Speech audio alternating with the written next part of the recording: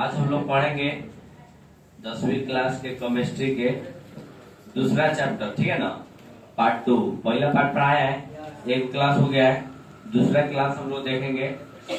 उसमें हम बताए थे तनु अम्ल, परवल अम्ल, परवल भस्म, ठीक है ना, बताए थे ना। सांद्र अम्ल और तनु अम्ल, वही तक तो बताए थे। उसके बाद देखिए, उसका हम लोग देखेंगे दैनिक जीवन में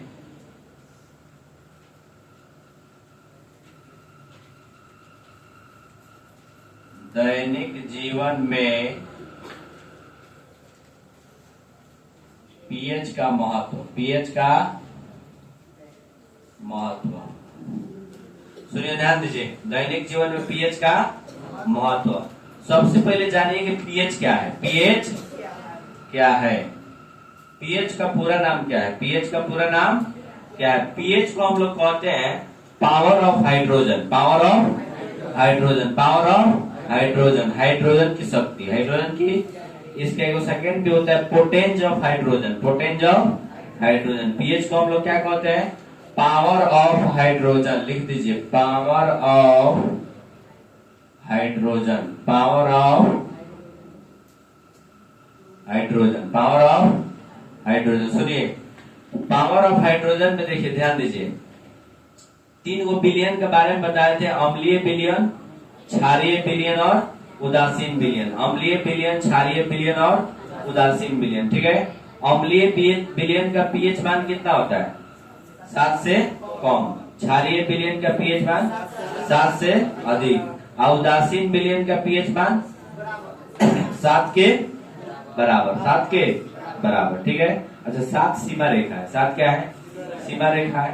तो 7 के कम जो है अम्लीय है, 7 से अधिक जो है क्षारीय है, और 7 के बराबर जो है उदासीन है, ठीक है। हम आपसे एक सवाल करते हैं, बताइए,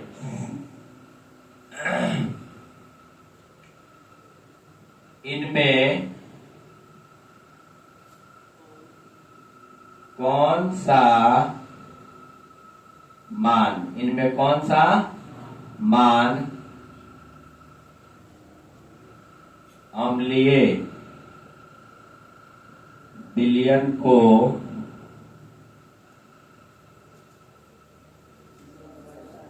दर्शाता है? इनमें कौन सा मान अम्लीय विलयन को दर्शाता है? ऑप्शन नंबर 1 है,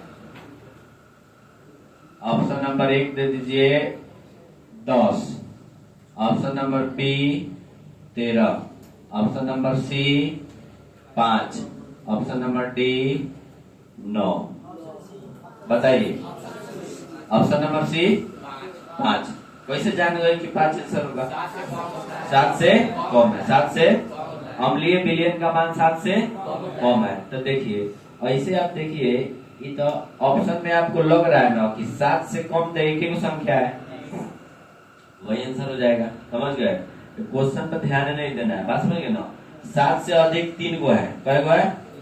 3 गो आंसर नहीं ना होगा। आंसर जब भी होगा एक होगा, ठीक है। तो आंसर एक है। तो आप भाई सवाल अम्लीय विलयन है चाहे क्षारीय विलयन, समझिए चाहे नहीं समझिए, ठीक है। 7 से कम अगर एक ऑप्शन है तो वो आंसर हो जाएगा, ठीक है। और 7 से अधिक अगर एक ऑप्शन है तो वो आंसर हो जाएगा, ठीक है। अगर मान लीजिए इसमें अम्लीय की जगह पर क्या देते? क्षारीय दे दे। क्या दे दे? क्षारीय दे दे। इनमें से कौन सा मान क्षारीय विलयन को दर्शाता है? तो ऑप्शन को चेंज कीजिए, यहाँ 1 दे दे, यहाँ दे दे 5, यहाँ दे दे 4, और यहाँ 9 रखने दीजिए। तब क्या आंसर होगा? 9 आंसर होगा। क्या होगा? डी वाला ऑप्शन सही होगा। अच्छा भाई, सब 7 से कम है कि नहीं? एक ऑप्शन 7 से ज्यादा है, तो आंसर क्या हो जाएगा? वही हो जाएगा, ठीक है। अगर क्षारीय की जगह पर उदासीन दे दे, उदासीन दे दे, क्या दे दे? उदासीन दे। ऑप्शन देखिए, अब बताइए, ए नंबर क्या कि 7 सीमा रेखा है। 7 क्या है? सीमा रेखा है। 7 क्या है? सीमा रेखा है। बात समझ गए ना। तो कहिएगा ये तो सर 5 है, 4 है, 9 है, समझ गए? यानी 7 से कम हुआ, 7 से ज्यादा भी है, तो उससे हम लोग का लेना देना नहीं है। क्या कि ना हम लोग का विलयन अम्लीय है, ना विलयन क्षारीय है। हम लोग का विलयन कैसा है? उदासीन है। तो उदासीन है तो 7, उदासीन है तो 7। कोई दिक्कत? नहीं। चलिए अब ध्यान दीजिएगा, हम लोग टॉपिक है दैनिक जीवन में पीएच का महत्व। दैनिक जीवन में पीएच का महत्व, चलिए इसको मिटाते हैं, ठीक है।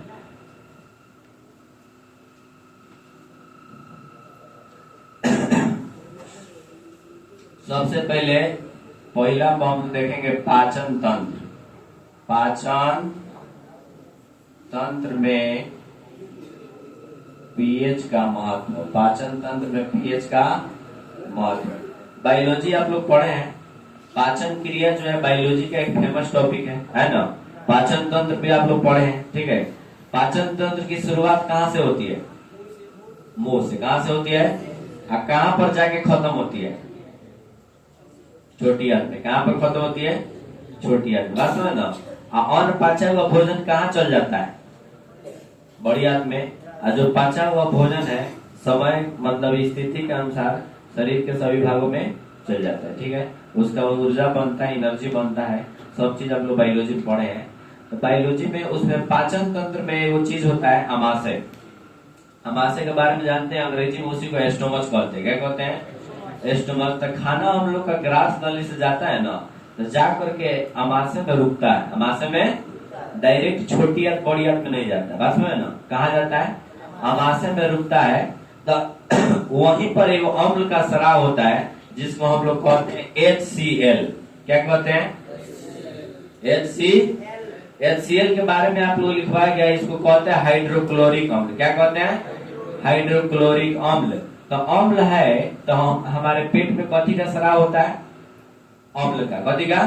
अम्ल का। तो कौन अम्ल का? हाइड्रोक्लोरिक अम्ल। तो मैंने अम्ल हम लोग के लिए जरूरी है कि नहीं? है ना।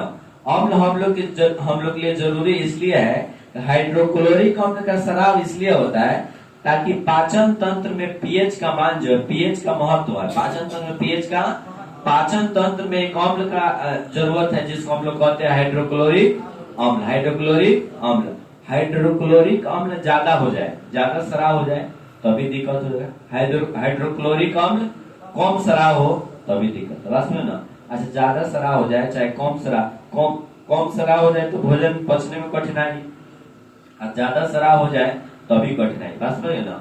देखिए कभी कभी खाना खा के आइएगा, आप लोग भोजन में खाइएगा, शादी ब्याह का भोजन तो एक समान नहीं रहता है।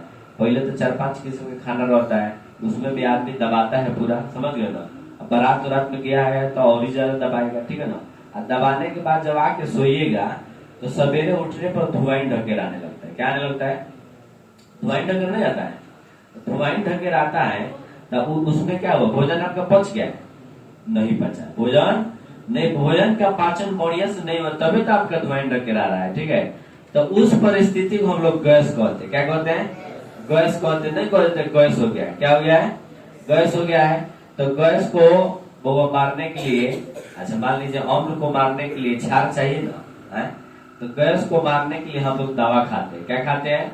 दवा खाते हैं, एंटासिड। किताबी भाषा में उस दवा को क्या कहते हैं? एंटासिड। एंटासिड का मतलब है एंटी एसिड। एंटी एसिड मैंने एसिड को मारने वाला, एसिड को मारने वाला। जो आपका ज्यादा अम्ल का स्राव हो गया है, हाइड्रोक्लोरिक अम्ल ज्यादा हो गया है, उसी को मारने वाला दवा हम लोग खाते हैं एंटासिड। क्या खाते हैं? एंटासिड। बात समझिए ना। हमारे पेट में कौन सा अम्ल का स्राव होता है? हाइड्रोक्लोरिक अम्ल। कम स्राव हो तब वो दिक्कत, ज्यादा स्राव हो तब वो दिक्कत। अगर ज्यादा स्राव हो जाए उस परिस्थिति में पेट में गैस हो जाता है, भोजन का पाचन नहीं होता है। उस परिस्थिति में हम लोग एंटासिड जैसे दवाओं का उपयोग करते हैं, ठीक है। पहला बात याद रखेंगे। दूसरा बात हम लोग देखेंगे, कम स्राव होता है तभी गैस होता है, भोजन नहीं पचता है, समझ गए ना। उस समय में उल्टी जैसा हो जाएगा, बात समझ गए, लगेगा फेंक देंगे हम लोग, ठीक है। इसीलिए जो है भोजन करने के बाद कम स्राव हो तभी दिक्कत है, ठीक है। पीएच में परिवर्तन, दांतों पर प्रभाव, कच्छ पर, दांतों पर प्रभाव, दांतों पर प्रभाव। दांत के बारे में भी जानिए। पहले तो हम लोग जान गए भोजन के पाचन में, दूसरा दांत पर क्या होता है। हम लोग कभी कभी शर्करा युक्त भोजन करते हैं, रेशेदार खाना खाते हैं ना, तो दांत में फंस जाता है, दांत में फंस जाता है। देखिए दांत में फंस जाएगा तो आपसे बर्दाश्त नहीं होगा, दांत दर्द करने लगेगा और लगेगा कि हम जल्दी उसको निकाल दे। बात समझे ना। आज खाना खाने के बाद खासकर मीठा चीज हो गया, मीठा चीज पर ही दांत खराब होता है, ठीक है। खाना खाने के बाद हम लोग के दांतों पर जो है सुबह जब हम लोग उठते हैं तो पीलापन आ जाता है। क्या आ जाता है? डेली के काम है, डेली का क्रिया है, बैक्टीरिया बढ़ जाता है, बैक्टीरिया बढ़ जाता है, पीलापन आ जाता है। तो पीलापन को दूर करने के लिए कोलगेट का उपयोग करते हैं। कौन का उपयोग? कोलगेट का उपयोग करते हैं। वो क्षारीय है। कैसे है? क्षारीय है। माने हम लोग जब खाना खाते हैं और ज्यादा देर के बाद जो हमारे मुंह में जो है अम्ल बढ़ जाता है, अम्ल बढ़ जाता है, यानी हमारे दांत पीला पड़ जाता है, दांत पर पीला आ जाता है, पीलापन आ जाता है, तो उसको दूर करने के लिए कोलगेट का उपयोग करते हैं। क्या करते हैं? सवेरे सवेरे उठ के ब्रश में कोलगेट लगा के धोते हैं ना, तो कोलगेट का उपयोग करते हैं, जिसकी वजह से अम्लीय चीज जो पीला पीला पीला लगा रहता है दांत में, उसको कोलगेट जो है ना, कोलगेट क्षारीय है। कोलगेट क्या है? क्षारीय है। और जो दांत पर बैठा वो कैसा है?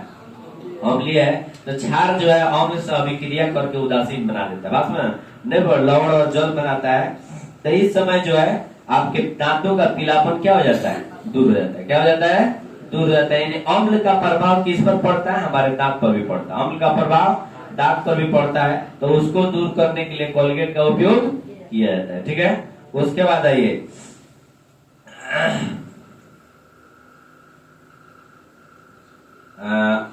अधिक थकान। अधिक थकान के समय, अधिक थकान के समय अम्ल का प्रभाव, अम्ल का प्रभाव। आइए ये भी आपके जीवन से रिलेटेड है। बहुत व्यक्ति देखिएगा रोज मेहनत करते हैं ना, जो लेबर ग्रेड के आदमी होते हैं डेली मेहनत करते हैं, तो डेली मेहनत करते हैं तो उनका शरीर उस लेवल का हो गया है, ठीक है। उसका शरीर उस लेवल का हो गया है। वो रोज मेहनत करेंगे, थोड़ा कम करे ज्यादा करे, लेकिन रोज मेहनत करते हैं तो उनके शरीर को कोई दिक्कत नहीं होता है। लेकिन कभी कभी क्या होता है, एक आम आदमी जो है, आप ही लोग आए तो खूब तेज दौड़िए, ठीक है, तेज दौड़िए तो आपका शरीर जो है थकेगा नहीं, हारेगा। आपका श्वसन दर बढ़ जाएगा, श्वसन दर बढ़ेगा तो उस समय आप सांस तेज लेने लगेगा, ऑक्सीजन ज्यादा चाहिए आपको। बात समझ गए ना। तब एनर्जी ज्यादा चाहिए, एनर्जी ज्यादा चाहिए। और नहीं आपको काम करने का आदत नहीं है, आप काम कर दिए एक दिन तो आपके शरीर में एक अजीब तरह की थकान आएगी, आपके शरीर में पेन हो जाएगा। क्या हो जाएगा? पेन में दर्द, शरीर में क्या हो जाएगा? दर्द होने लगेगा। बात समझ गए। थकान के समय दर्द आप लोग नहीं अनुभव किए हैं? किए कि नहीं किए हैं? अच्छा, कोनो काम करते हैं, एक दिन खूब काम पड़ जाता है तो दूसरा दिन नहीं कहते कि बहुत देर दुखाता, बहुत मेहनत हो गया। बात समझ गए ना, मेहनत बहुत ज्यादा हो गया। बात समझ ना। तो इस परिस्थिति में क्या होता है, हमारे शरीर में एक अम्ल का स्राव होता है, हमारे शरीर में एक अम्ल का स्राव होता है। बात समझ गए ना। सुनिए, कौन अम्ल का स्राव होता है जी?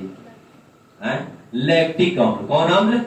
हमारे शरीर में थकान के समय जब ज्यादा शरीर से मेहनत हो जाएगा उस समय एक अम्ल का स्राव होता है, जिसको हम लोग लैक्टिक अम्ल कहते हैं। यह अम्ल हमारे मांसपेशियों में दर्द उत्पन्न कर देता है। क्या करता है? हमारे मांसपेशियों में दर्द उत्पन्न कर देता है। बात समझे ना।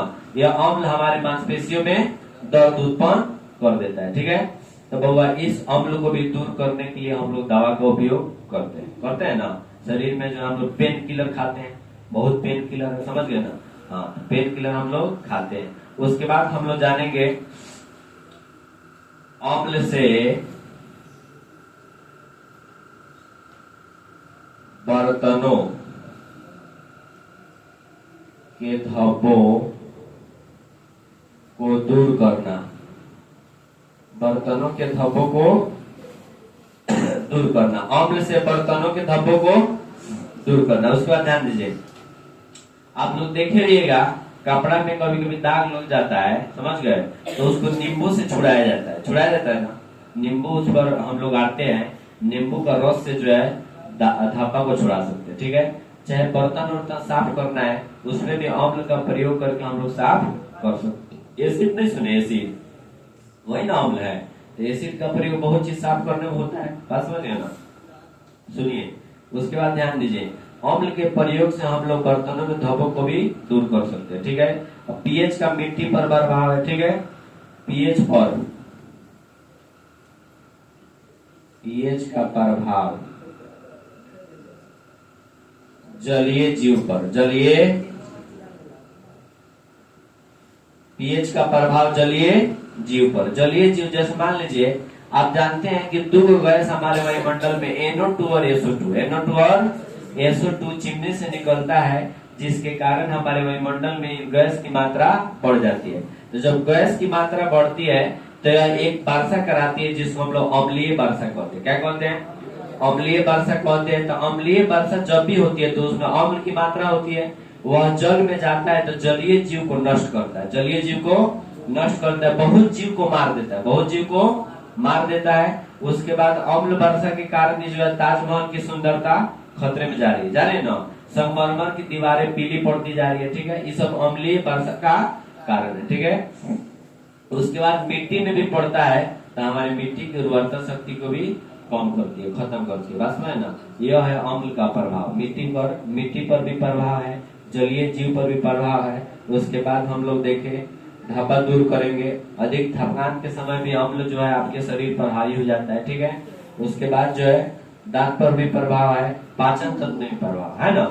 यानी अम्ल का प्रभाव बहुत सारे जगहों पर है, ठीक है। हमारे दैनिक जीवन में अम्ल का बहुत सारा प्रभाव है, ठीक है। अम्ल के बाद हम लोग जानेंगे लवण।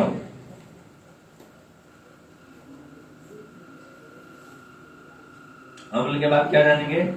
लवण का निर्माण कैसे होता है। आप एक अभिक्रिया जानते हैं जिसको हम लोग कहते हैं उदासीनीकरण अभिक्रिया। कौन क्या कहते हैं? उदासीनीकरण अभिक्रिया, ठीक है। ऐसी रासायनिक अभिक्रिया जिसमें कोई अम्ल भस्म के साथ परिवर्तन करके लवण और जल बनाते हैं, लवण और जल बनाते हैं, उसको क्या कहते हैं? उदासीनीकरण अभिक्रिया। वैसी रासायनिक अभिक्रिया जिसमें कोई अम्ल भस्म के साथ अभिक्रिया करके लवण और जल बनाता है, उसी को हम लोग क्या कहते हैं? उदासीनीकरण अभिक्रिया, ठीक है। उदासीनीकरण अभिक्रिया कहते हैं, ठीक है ना। अब सुनिए, तो लवण का निर्माण होता है, लवण बनता है। प्रकृति में बहुत सारे लवण पाए जाते हैं, कुछ लवण के बारे में हम लोग जानेंगे, ठीक है। इसका उपयोग क्या है? जैसे सोडियम क्लोराइड, सोडियम क्लोराइड को हम लोग क्या कहते हैं? NaCl, साधारण नमक। यह एक प्रकार का क्या है? लवण है। एक प्रकार क्या है? लवण है। यहीं से चालू करते हैं हम लोग, देखिए।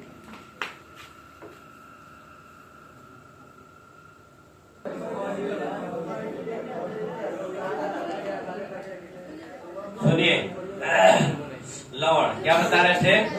लवण, ठीक है ना। सुनिए, एक अभिक्रिया हम बताए थे उदासीनीकरण अभिक्रिया। कौन अभिक्रिया? उदासीनीकरण। वैसी रासायनिक अभिक्रिया जिसमें कोई अम्ल भस्म के साथ अभिक्रिया करके लवण और जल बनाता है, लवण और जल बनाते हैं, उसी को हम लोग क्या कहते हैं? उदासीनीकरण अभिक्रिया, ठीक है। इधर देखिए, लवण, इधर ध्यान दो। HCl प्लस NaOH बन जाएगा NaCl प्लस, तो हाई अम्ल है, क्या है? हाइड्रोक्लोरिक, हाई भस्म है, सोडियम हाइड्रोक्साइड, ये क्या है? भस्म है। ये लवण है, क्या है? क्या है? जल। देख रहे हैं ना, अम्ल भस्म के साथ अभिक्रिया करेगा तो लवण और जल बनाएगा, ठीक है। ध्यान दीजिए। अच्छा, हम कैसे जान गए कि अम्ल है, भस्म है? इसका कोई उपाय है? बोलिए, उपाय है? बात समझ गए ना? क्या उपाय है? कैसे पहचानेंगे कि अम्ल है ये भस्म है? मान लीजिए नाम नहीं पता रहे, यहाँ पर नाम पता है आपको, क्या HCl है तो हाइड्रोक्लोरिक अम्ल है, हाइड्रोक्लोरिक अम्ल है। अगर इसका नाम नहीं पता रहता तो कैसे आप जान जाते कि अम्ल है? देखिए, अम्ल में खाली H रहेगा, क्या रहेगा? H रहेगा। अब भस्म में जब भी रहेगा OH रहेगा, माने H और OH, H खाली H रहेगा तो OH रहेगा ना, माने H के संग O भी रहेगा तो भस्म है, क्या है? दिमाग को बैठा लीजिए। अम्ल में खाली H, अम्ल में खाली, अगर अकेले H है तो अम्ल है, क्या है? अम्ल है। और OH है तो भस्म है। हम बताए थे ना अम्ल के गुण में कि जल में घुलकर H प्लस आयन देता है। क्या देता है? H प्लस आयन देता है। भस्म में बताए थे ना कि यह OH माइनस आयन देता है, OH माइनस आयन देता है, OH माइनस आयन देता है। यह जल में घुलकर H प्लस OH माइनस, तो H रहेगा तो अम्ल, I रहेगा तो OH रहेगा तो भस्म। कुछ लवण के बारे में हम लोग जानेंगे जो विशेष लवण है हम लोग के लिए, सोडियम क्लोराइड, जिसका उपयोग भी हम लोग करते हैं। सोडियम क्लोराइड, इसको हम लोग कहते हैं NaCl। क्या कहते हैं? साधारण भाषा में नमक कहते हैं। क्या कहते हैं? नमक। नमक कहाँ से निकाला जाता है? समुद्र से। बात में ना, वो समुद्र से निकाल करके इस नमक में बहुत सारा मिलाया जाता है। मतलब जैसे मान लीजिए आयोडीन। क्या है? आप लोग सुने हुएगा, आयोडीन युक्त नमक का उपयोग करें, आयोडीन युक्त नमक का उपयोग करें। और नहीं कीजिएगा तो क्या हो जाएगा? घेगा रोग। क्या हो जाएगा? घेगा रोग। किसके कारण होता है? आयोडीन की कमी से, आयोडीन की कमी से। तो नमक खाना भी है, बात समझ गए ना। आज ज्यादा नहीं खाना है, कम भी नहीं खाना। नमक की मात्रा बहुत जो है ना, संतुलित मात्रा में खाना है। अगर आप 40 प्लस हैं, नमक ज्यादा खाते हैं, बात समझ गए, तो आपको हार्ट की बीमारी हो जाएगा। क्या हो जाएगा? हार्ट की बीमारी होगा। ब्लड प्रेशर के लिए है ना, हार्ट की बीमारी के लिए नमक बहुत खतरनाक है, समझ गए ना। नहीं, जिसका हार्ट की बीमारी हो जाए तो नमक नहीं खाता है, बिल्कुल कम, बिल्कुल कम। और नमक नहीं खा रहे हैं तो आपको क्या हो जाएगा? घेगा रोग हो जाएगा, बात समझे ना। तो नमक जो है जरूरी है, कम भी नहीं खाना है और ज्यादा भी नहीं, संतुलित मात्रा में दोनों होना चाहिए, ठीक है ना। नमक जो है संतुलित मात्रा में होना चाहिए। नमक के बारे में हम लोग जानेंगे। इसमें देखिएगा बहुत सारा नमक आता है जिसको हम लोग कहते हैं सेना नमक। क्या कहते हैं? सेना नमक। उसके बाद टाटा नमक। जानते हैं हम लोग के समय में एगो नमक चलता था, हर्बल आयोडीन, हर्बल आयोडीन युक्त नमक, पास में ना, हर्बल, ठीक है। हाँ, अभी मिलता है। ये मेरा सबसे जो VIP नमक आ गया है, टाटा नमक। कौन नमक? टाटा नमक, बात में ना। टाटा नमक का उपयोग ज्यादा लोग कर रहे हैं, ठीक है। देखिए, जो भी नमक का उपयोग करना है, आयोडीन युक्त नमक का उपयोग करना है, ठीक है। तो ये एक प्रकार का क्या है? लवण है, ठीक है। उसके बाद हम लोग जानेंगे दूसरा, sodium hydroxide. Sodium hydro oxide, sodium hydro oxide. Sodium hydroxide को हम लोग क्या कहते हैं? NaOH, NaOH, NaOH, sodium hydroxide, sodium hydroxide. तो यहाँ पर तो ये तो लवण नहीं है, ये क्षार है। क्या है? अभी बताया ना कि क्या है? क्षार, भस्म है। कथी है? भस्म, बात समझ गए ना। लेकिन सोडियम हाइड्रोक्साइड का भी उपयोग हम लोग जानेंगे, ठीक है। सबसे पहले साबुन और अपमार्जक बनाने में, अपमार्जक बनाने, साबुन तो आप लोग जानते हैं, और दूसरा है अपमार्जक। साबुन मतलब हम लोग साबुन का उपयोग करते हैं और उसके साथ साथ सरफ भी तो होता है, डिटर्जेंट पाउडर जिसको हम लोग कहते हैं। तो साबुन और अपमार्जक बनाने में सोडियम हाइड्रोक्साइड का प्रयोग हम लोग करते हैं। याद करिए, सब चीज को याद कर लेना, बात समझ गए ना। सोडियम हाइड्रोक्साइड का क्या उपयोग है? सबसे पहले साबुन और अपमार्जक बनाने में, साबुन और अपमार्जक बनाने में, ठीक है। दूसरा उपयोग हम लोग लिखेंगे कागज बनाने में। क्या बनाने में? कागज बनाने में। पहला उपयोग साबुन और अपमार्जक बनाने में, और दूसरा उपयोग कागज बनाने, दूसरा उपयोग कागज बनाने। तीसरा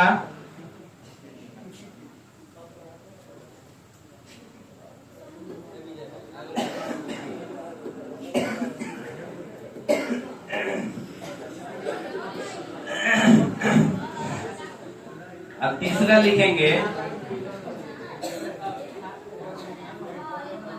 हाला नहीं करिए, प्रयोगशाला में। प्रयोगशाला में अभी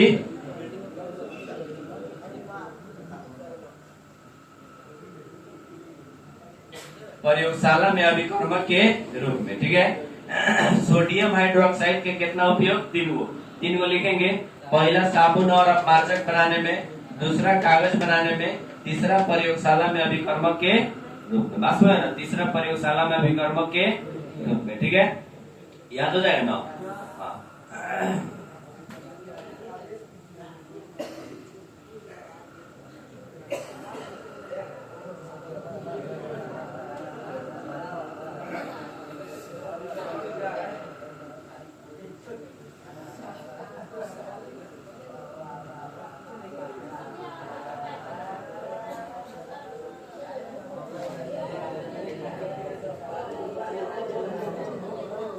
सुनिए, ध्यान दीजिए, सुनिए।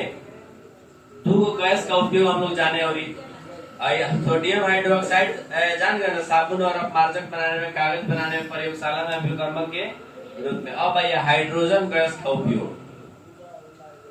हाइड्रोजन गैस का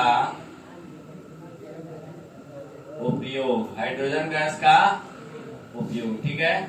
उसके बाद एक और ही जानिए, क्लोरीन गैस का उपयोग।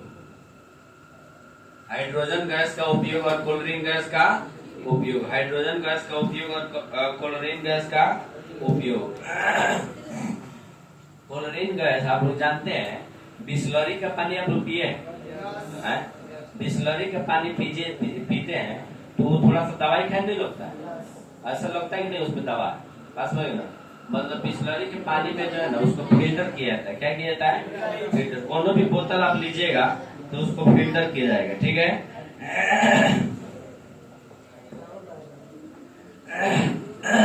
तो क्लोरीन गैस के उपयोग में हम लोग लिखेंगे कागज और कपड़ों को रंगने में। क्लोरीन गैस का उपयोग पहले जानिए, कागज और कपड़ों को रंगने में। कागज और कपड़ों को रंगने में किस गैस का उपयोग किया जाता है? बोलो, चित्र पेंटिंग बनता है ना, कागज पर रंग करके, क्लोरीन गैस का उपयोग हुआ। कपड़ा पर जो भी पेंटिंग बनता है रंगाई में, उसको वहां पे किसका उपयोग होता है? क्लोरीन गैस का, ठीक है। दूसरा उपयोग हम लोग जानेंगे,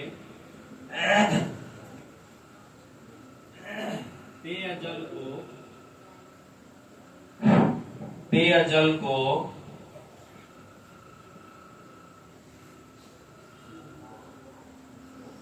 शुद्ध करने में। पेयजल को शुद्ध करने में यानी पीने वाले पानी को शुद्ध करने में, पीने वाले पानी को शुद्ध करने में, ठीक है। क्लोरीन गैस का उपयोग कागज और कपड़ों को रंगने में, पेयजल को शुद्ध करने में, ठीक है। तीसरा उपयोग है विरंजक चूर्ण बनाने में, यही ना है, विरंजक चूर्ण बनाने में, विरंजक चूर्ण बनाने, सबको याद रखना है, ठीक है। क्लोरीन गैस का उपयोग याद कीजिए, कागज और कपड़ों को रंगने में, कागज और कपड़ों को रंगने में, ठीक है। उसके बाद पेयजल को शुद्ध करने में, पेयजल को शुद्ध करने में, विरंजक चूर्ण बनाने में, विरंजक चूर्ण बनाने में, ठीक है। हाइड्रोजन गैस का क्या उपयोग है? हाइबर विधि से अमोनिया बनाने में। क्या? अमोनिया। हाँ, अमोनिया क्या? सुनिए, सवाल आया हुआ है कि अमोनिया क्या है। देखिए, दो चीज होता है, एगो अमोनिया, एगो अमोनियम, एगो अमोनिया, एगो अमोनियम। अमोनिया हम लोग कहते हैं NH3 को। क्या कहते हैं? NH3 को। अमोनियम हम लोग कहते हैं NH4 को, NH4 को। नाइट्रोजन और हाइड्रोजन का 3 परमाणु, नाइट्रोजन और हाइड्रोजन का 3 परमाणु के मिलने से जो पेय पदार्थ का निर्माण होता है, उसको हम लोग क्या कहते हैं? अमोनिया। पदार्थ का जो बनता है नाइट्रोजन और हाइड्रोजन को मिलाने से, उसको हम लोग अमोनिया कहते हैं। NH3 क्या है? वो अमोनिया क्या है? NH3। बस समझ गए? दो गैस का उपयोग जान गए ना। उसके बाद सुनिए, याद रखिएगा, हाइड्रोजन में एक और याद रखिएगा, वनस्पति तेल का, वनस्पति तेल को वनस्पति घी में बदलने के लिए हाइड्रोजन गैस का उपयोग किया जाता है। वनस्पति तेल को वनस्पति घी में बदलने के लिए कौन गैस का प्रयोग किया जाएगा? वनस्पति तेल का हाइड्रोजनीकरण करके उसको वनस्पति घी में बदला जाता है। अच्छा, आप लोग जानते हैं ना, घी 2 टाइप का होता है। एगो तो शुद्ध प्योर घी होता है, और जो घर में बना रहता है, बात समझ गए ना, गाय भैंस का, ठीक है। और उसके बाद एक वनस्पति घी होता है, बात समझ गए ना, तो वनस्पति घी बनाया जाता है, दुकानों में नहीं मिलता है, वनस्पति घी बनाया जाता है, उस पर लिखा रहता है कि वनस्पति घी है, ठीक है। आपको ठगता नहीं है, बहुत सारे कंपनी आपको ठगता नहीं है, बात समझ गए ना। बहुत सारा कंपनी सही बात लिख देता है कि यही चीज है, इसी से बना हुआ है, इसी का उपयोग जो आप कर रहे हैं, ठीक है। कॉम्पोजिशन बहुत चीज का होता है ना, तो कॉम्पोजिशन बनाने में कंपनी बहुत लिख देती है कि हाँ ये चीज मिला करके बना है, आपको उपयोग करना है तो करिए, नहीं तो नहीं करिए। सबसे पहले तो गुटखा है, गुटखा कंपनी आपको क्या करती है, गुटखा कंपनी आपको धोखे में थोड़ी डाल रही है, वो तो आपको होशियार कर देती है पहले ही। हाँ, लिखने के साथ साथ वो फोटो भी दे देता है, बस समझ गए ना। आप मानिए तब ना, उसको लिखता है कि तंबाकू जानलेवा है, तंबाकू क्या है, जानलेवा है, अब उसमें फोटो वो दे देता है, बहुत भयानक भयानक फोटो देता रहता है, बात समझ गए ना। आप लोग देखिएगा तंबाकू को पैकेट में फोटो नहीं दिया रहता है, या आप खाइएगा तो यही हो जाइएगा, लोग मानेंगे तब ना। इसलिए जो है कंपनी तो अपना दोस्त छुड़ाइए ले रहा है, ठीक है, लेकिन लोग मानते नहीं, तंबाकू नहीं खाना, समझ गए ना। हाँ, तंबाकू का सेवन नहीं करना, ठीक है। क्या पान, पान कभी कभी खा लीजिए, मीठा पान, बस में ना, नहीं नहीं ये सब बात नहीं, पान भी नहीं खाना है, ठीक है ना। जर्दा पान नहीं खाना है, मीठा पान तो लोग खा लेते हैं इस तरह, मान लीजिए कि मीठा पान से कोई नशा उसे नहीं लगता है, कि मीठा पान में कोई नशा वाला चीजें नहीं है। चूना एक बार में उसमें डाला रहता है ना, काथा चूना नहीं बोलता है, ठीक है, तो काथा चूना डाल दिया गया रहता है, जिसके कारण जीभ लाल रहता है, बस में उसमें नशा नहीं होता। ये भरा में नहीं रहना है कि मीठा पान में नशा होता है, ठीक है ना। हाँ, मीठा पान में नशा नहीं होता है, ठीक है, समझे। हाँ, जर्दा पान खाइए उसमें नशा लगेगा, ठीक है, समझ गया ना। हाँ,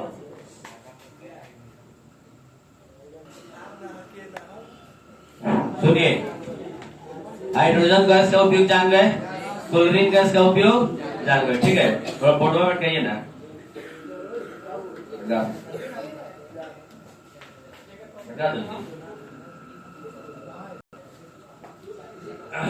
देखिए, अब देखिए तो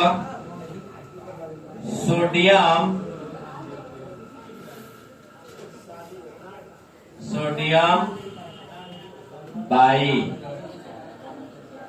कार्बोनेट, ध्यान दो इधर, sodium by carbonate, sodium by carbonate, इसका सूत्र होता है NaHCO, यही ना है, NaHCO3। अब सुनिए, इसका दूसरा नाम, साधारण नाम जानते क्या थी, ये खाने का सोडा है, क्या है, खाने का सोडा, खावा सोडा जिसको कहते हैं, खाने का सोडा। तो सोडियम बाइकार्बोनेट का उपयोग ध्यान दीजिए, सोडियम बाइकार्बोनेट क्या है, खाने का सोडा, खाने का सोडा, बस में ना। इसका क्या उपयोग है, इसका क्या उपयोग है, ठीक है। सबसे पहले इधर ध्यान दीजिए, पीछे वाले बच्चे देखिए, आप लोग दिखाई दे रहा है ना, ध्यान दीजिए। सोडियम बाइकार्बोनेट का उपयोग, इसको हम लोग क्या कहते हैं, खाने का सोडा, खावा सोडा, क्या कहते हैं, खावा सोडा, ठीक है ना। इसका सबसे पहला उपयोग है, देखिए अब आएगा खाने वाला चीज, पावरोटी और केक बनाने में, हाँ आलू चॉप भी हो जाएगा। अच्छा देखिए, पावरोटी और केक बनाने में, पावरोटी और केक बनाने, पावरोटी, हाँ पावरोटी फूला रहता है, समझ गए ना। हाँ, पावरोटी फूला नहीं रहता है, केक नहीं फूला रहता है। खाने वाले चीज को जो फुलाने के लिए जो बनाया जाता है ना, उसी को हम लोग क्या कहते हैं, खाना सोडा, खावा सोडा, क्या कहते हैं, खावा सोडा, चाहे खाने का सोडा। सबसे पहले पावरोटी और केक बनाने में। दूसरा हम लोग लिखेंगे रसोई घर में, कहा लिखेंगे, हाला नहीं करो नहीं यार, रसोई घर में, रसोई घर में, रसोई घर में देखिएगा, गुलगुला छनाएगा तो सोडा मिलाया जाएगा, कचौड़ी छनाएगा तो सोडा मिलाया जाएगा, आलू चॉप, आलू चॉप, आलू चॉप में भी सोडा मिलाया जाएगा। अच्छा सुनिए, कचौड़ी आप लोग जानते हैं क्या है, पकौड़ी है, देखिए कचौड़ी कोई पकौड़ी समझ रहा है लोग, देखिए अब यही जिंदगी आपका कट जाएगा, कचौड़ी को पकौड़ी समझते रह जाइएगा, बात सुनिएगा। सुनिए, कचौड़ी कथी को कहते बताइए तो, लड़की लोग कौन बताइए,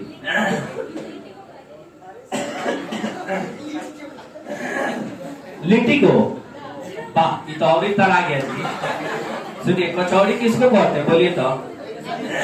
नहीं, सुनिए सुनिए, नहीं, कचौड़ी कहते हैं पूरी का जो दूसरा रूप होता है ना। अच्छा, पूरी का शेप दो होता है, एगो है गो, आएगो होता है ना। आए तो हई पूरी है, हई पची है, हई कचौड़ी है। क्या है? कचौड़ी। सुनिए, दिमाग में बैठा लीजिए, हई क्या है? हई क्या है? कचौड़ी है। सुनिए, कचौड़ी जो है ना, अच्छा देखिए, तनी मनी मटेरियल में भी अंतर होता है। कचौड़ी में मंगरैल, जीरा, जवाइन ये सब डाल के छाना जाता है। कोरिया का नहीं रहता है, और छोटा छोटा बिल्कुल छान के फुला दिया जाता है। बात सुने ना, वो कचौड़ी है। वो कथी है? कचौड़ी है। लेकिन पूरी ज्यादा नहीं फूलता है। देखिएगा भोजवा में साफा गोलका गोलका बनता है, और मोट मोट साफा, वो सब पूरी है। वो सब क्या है? पूरी है। बात समझ ना, वही कचौड़ी। फिर एक बात समझ, तो एक कचौड़ी को पियाजी कहते हैं। हाँ, दिमाग में बिठा लीजिए, ये कचौड़ी है। ठीक है। सुनिए, रसोई घर में बहुत सारा सामान बनता है जिसमें सोडा का उपयोग हम लोग करते हैं। ठीक है। उसके बाद सुनिए, तीसरा उपयोग हम लोग लिखेंगे अग्निशामक। अग्निशामक यंत्र में, अग्निशामक यंत्र में, अग्निशामक यंत्र। पगला गाड़ी का नाम आप लोग सुने हैं? वो एक प्रकार का अग्निशामक यंत्र। ज्यादा हंसाई नहीं करना, बस हो गया ना। हाँ, पगला गाड़ी के नाम तो सुने? वो एक प्रकार क्या क्या है? अग्निशामक यंत्र। ठीक है। तो ये सब जो है खाने के सोडा का उपयोग, याद कर लीजिए, खाने के सोडा का बहुत उपयोग है। ठीक है। पावरोटी और केक बनाने में, रसोई घर में, अग्निशामक यंत्र में। ठीक है ना। डबल रोटी, जितना भी चीज को फुलाने में बनाया जाता है, ये सब क्या कहते हैं हम लोग? कभी कभी इस तरह भी खाने का सोडा लोग फाँक लेते हैं। ठीक है ना। खावा सोडा जिसको हम लोग कहते हैं, कभी कभी लोग क्या करेंगे? फाँक लेंगे। ठीक है। हाँ, पेट में गड़बड़ी जब होता है ना। हाँ, तो सुनिए, उसके बाद आइए, दूसरा है सोडियम कार्बोनेट। ध्यान दो, सोडियम कार्बोनेट, इसका सूत्र क्या होता है बताइए तो? Na2CO3 इंटू, इसको हम लोग कहते हैं धोने का सोडा। किस क्या कहते हैं? धोने का सोडा का उपयोग। सुने, धोने के सोडा का उपयोग, इसको धोन सोडा कहते हैं। क्या कहते हैं? धोन सोडा। बात समझ ना, धोने के सोडा, सोडा का उपयोग कपड़ा धोने में भी किया जाता है। ठीक है ना।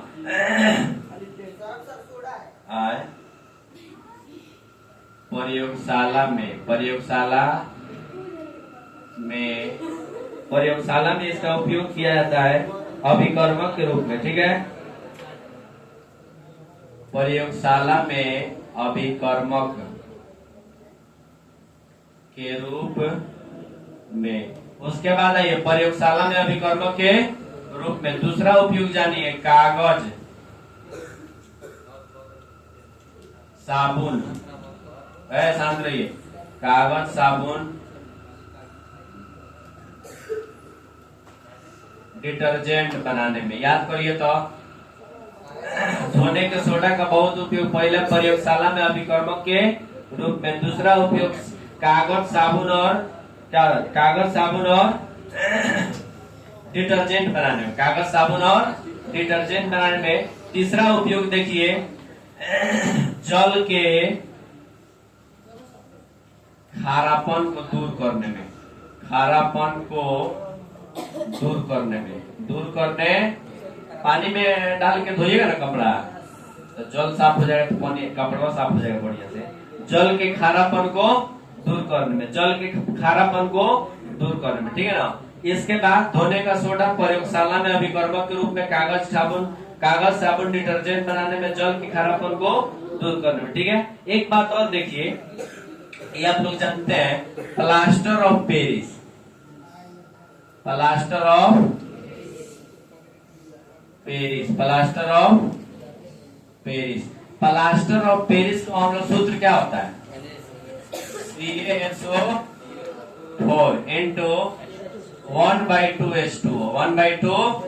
इसी को जल के साथ जब गर्म किया जाता है ना तो जिप्सम बनता है। क्या बनता है? जिप्सम। जिप्सम का सूत्र होता है CaSO4 CaSO4 into 2H2 CaSO4 into, समझ गए ना? देखिए इसका क्या उपयोग है? प्लास्टर ऑफ पेरिस और जिप्सम नाम से क्लियर है। प्लास्टर में कहा? प्लास्टर में। बस में ना। तो पहला उपयोग हम लोग लिखेंगे मूर्ति बनाने में। क्या लिखेंगे? मूर्ति बनाने में। और दूसरा उपयोग लिखेंगे टूटी हुई हड्डियों को जोड़ने में। टूटी हुई हड्डियों को जोड़ने में। बहुत सारा हाथ पैर का हड्डी नहीं टूट जाता है तो उजर कलर से जो प्लास्टर होता है वह ना प्लास्टर ऑफ पेरिस, और उसी को जिप्सम कहते हैं। क्या कहते हैं? जिप्सम कहते हैं। याद रहेगा ना? प्लास्टर ऑफ पेरिस का उपयोग मूर्ति बनाने में। कहाँ करेंगे? मूर्ति बनाने में। और टूटी हुई हड्डियों को जोड़ने में। टूटी हुई हड्डियों को जोड़ने में। टूटी हुई हड्डियों को जोड़ने में। मूर्ति बनाने में। शल्य चिकित्सा जिसको हम लोग बोलते हैं। और टूटी हुई हड्डियों को जोड़ने में। टूटी हुई हड्डियों को जोड़ने में। बात समझ गए ना? ये प्लास्टर, इतना ध्यान दीजिए। चलो बोर्ड में का सुनिए, देखिए अभी बहुत चीज का उपयोग जाने ना। अब देखिए, अब सुनिए एक और चीज का उपयोग जानिए। विरंजक चूर्ण। विरंजक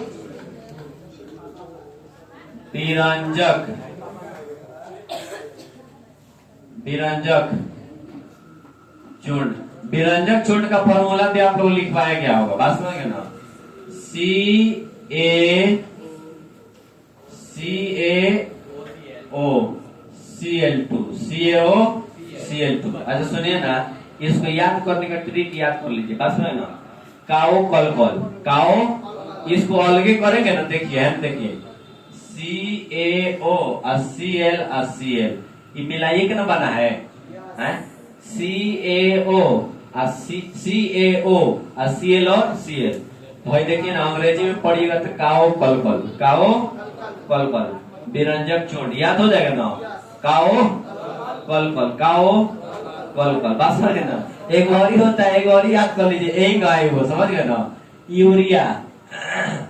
यूरिया का सूत्र भी लिखवा है NH2CO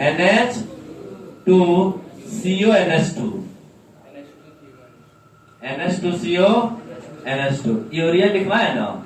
ये भी लिखवा है। देखिए NH2CO को हम लोग क्या कहते हैं? इसको कैसे याद कीजिएगा? NH2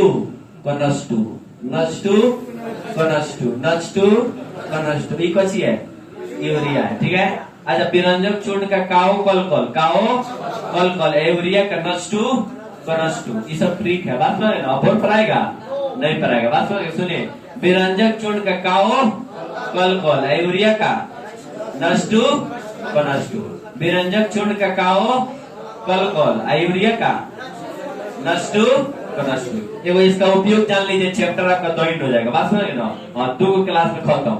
विरंजक चूर्ण का उपयोग हम लोग जानेंगे सबसे पहले कीटाणुनाशक के रूप में।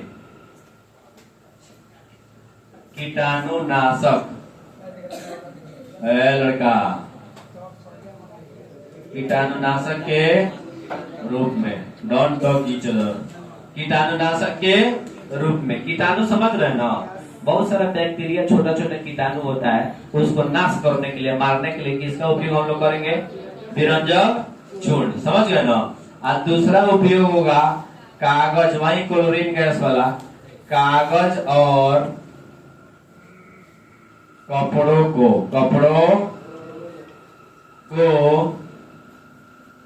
विरंजन करने में, माने रंगने में, विरंजन करने में।